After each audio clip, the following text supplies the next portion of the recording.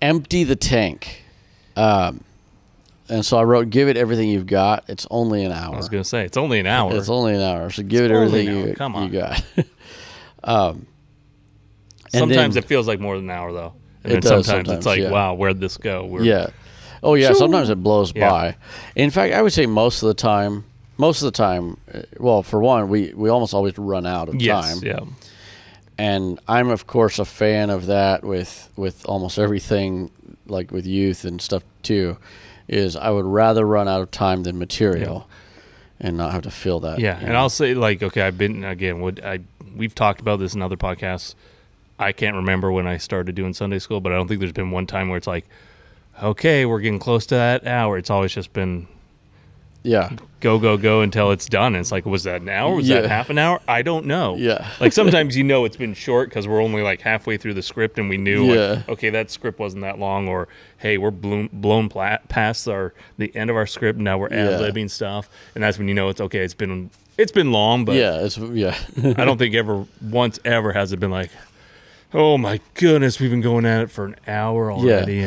And and the kind of the key element with that is I don't think it's ever been where the kids would know at all. Yeah. Oh yeah. Like, they're done with the script and they're just they would not even know. Yep. They're just like, oh man, this is a great Sunday school, So it's still going. Great.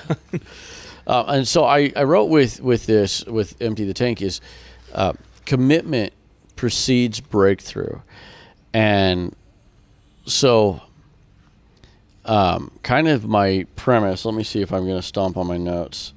Okay, no, I think I got it. I maybe I didn't write this down. Oh, it is. I'm going to stomp on my notes. Okay, well, I better not say that then.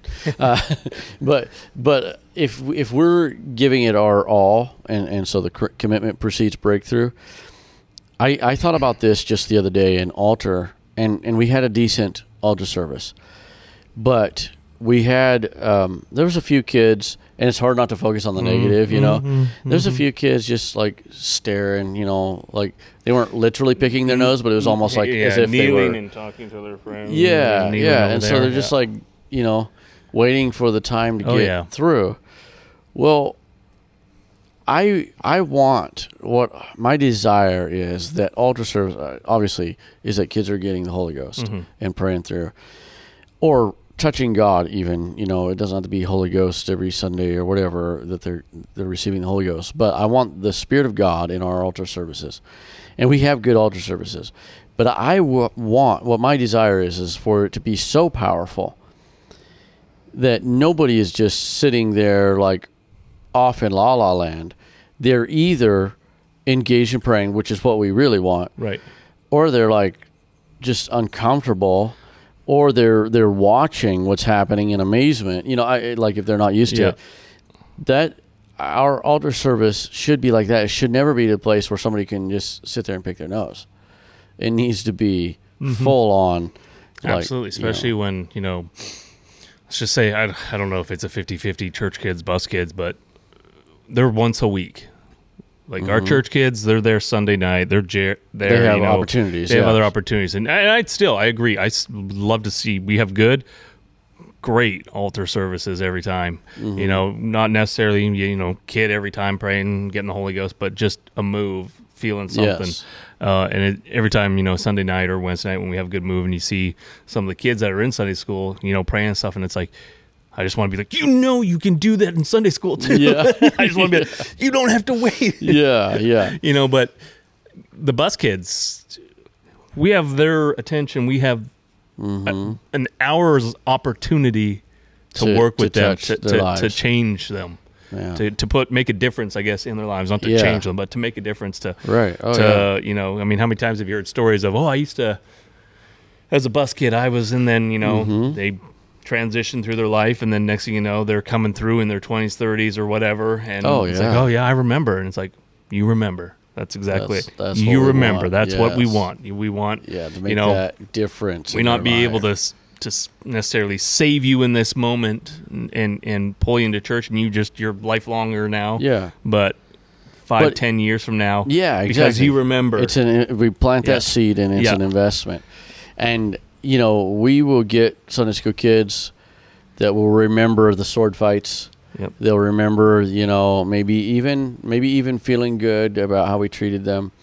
But that's really what we want, is we want that power of God to be remembered. And the thing is like, we do our work, and then God is in charge of the rest. Right. They move away, maybe it's out of our hands, but God is in charge of the rest. So when we just go through the motions, like you said something about, I can't remember the word you used, but I keep on thinking disservice the kids. Yep. When we don't give our all, when we don't empty the tank, we dishonor God. Yeah.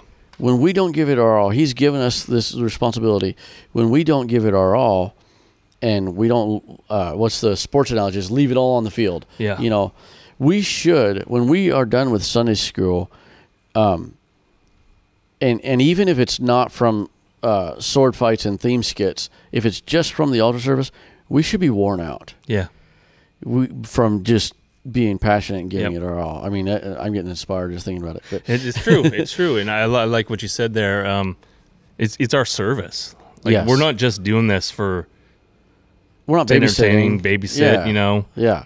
We're doing a service. We're hopefully impacting lives. Like, this is no different than you being a praise singer, being, knocking doors. This is a service where you can make a huge difference, an impact, change yes. in these kids' lives. And it only takes one. It only takes one lesson, one memory or something, a move, and boom. And if we are spot on, if we can create the habit, like when I talked about earlier about the professionals, I just thought of it even like in a restaurant industry, is really excellent restaurants.